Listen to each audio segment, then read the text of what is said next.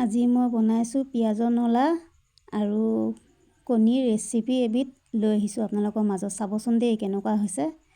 মই ৰেচিপিবিধ বনাইছোঁ এনেকৈ। প্ৰথমতে পিঁয়াজৰ নলাখিনি কাটি লৈছোঁ ধুনীয়া কৰি পেলাই। এয়া কাটিছোঁ, দেখিছে, ধুই লৈছোঁ। এয়া কাটিছোঁ।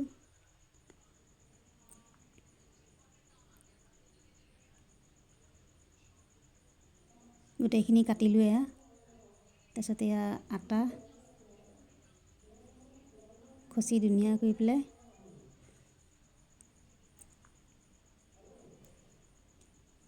এনেকৈ চুৰি কটাৰীখন দি তাৰপিছত এয়া বেলিছোঁ।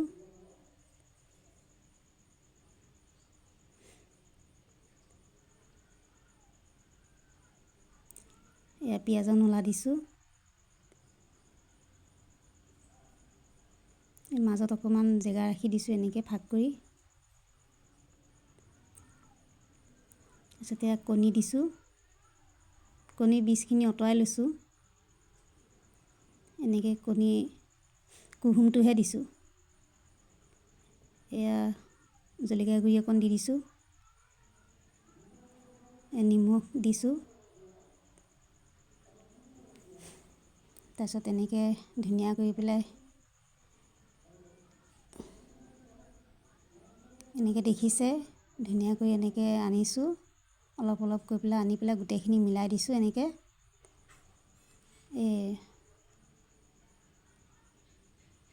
এয়া দেখিছে হৈছে।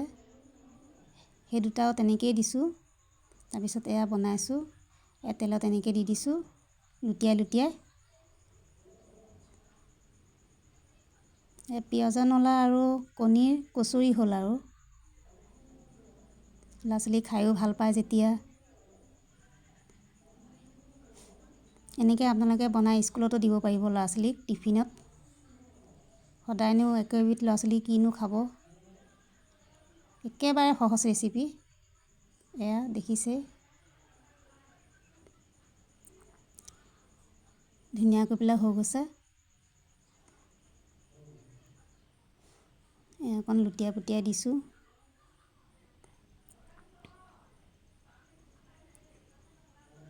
গোটেইখনত এনেকৈ লগাই দিছোঁ আৰু। এয়া হৈ আহিছে। ইমান ধুনীয়া হৈছে খাবলৈ। এয়া দেখিছে। এয়া কচুৰি নিচিনা হ'ল আৰু, কচুৰি আৰু।